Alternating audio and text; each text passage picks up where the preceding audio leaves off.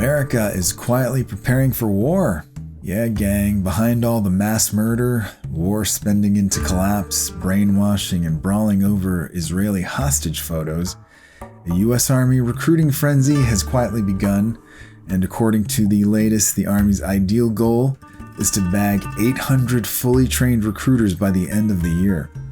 Without warning, hundreds of non-commissioned officers, or NCOs, essentially lower-ranking officers, were given less than a week to report to recruiter training in Kentucky, which forced the Army's Chief of Staff, Doug Stitt, to release a public apology for his quote-unquote mistake. According to Stitt, it was just an error in their forecasting numbers, so don't worry, everything's going to be just fine.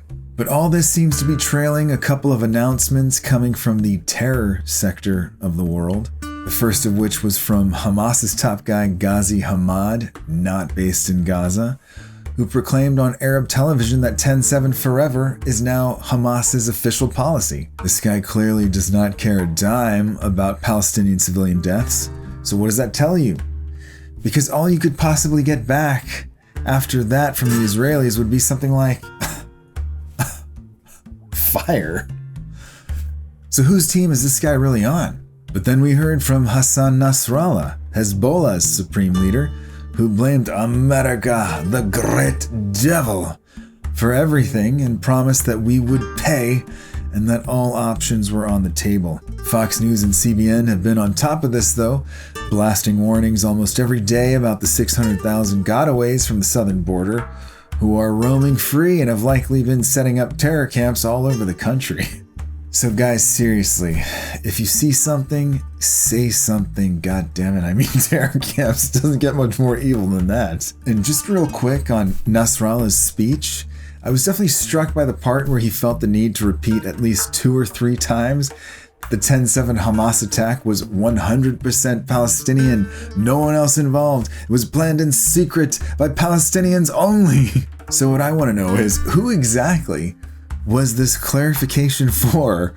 Who is not already 100% on board with the 10-7 attack being 100% Palestinian? I don't understand.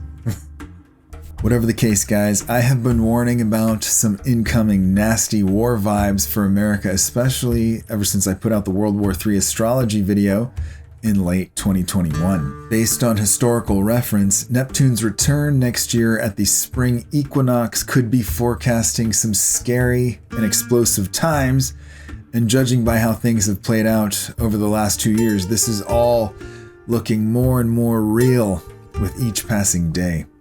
And on the Army recruiting front, not only have hundreds of NCOs been ordered to report to recruiter training as early as this upcoming week, but NCOs all across the country are even being offered some hefty incentives like accelerated promotions and $5,000 cash bonuses to get on board as volunteers for this effort. So clearly the US Army is expecting some action somewhere sooner than later. It looks like the countdown to America at war is now ticking, and it won't take much for things to spiral in the direction of the Sarah Hoffman prophecy. And like I've mentioned a couple of times, there is another prophetic word I'm looking to share that's totally on par with Hoffman, but way more legit, involving a veritable horror show here in the United States, and I'm not even joking.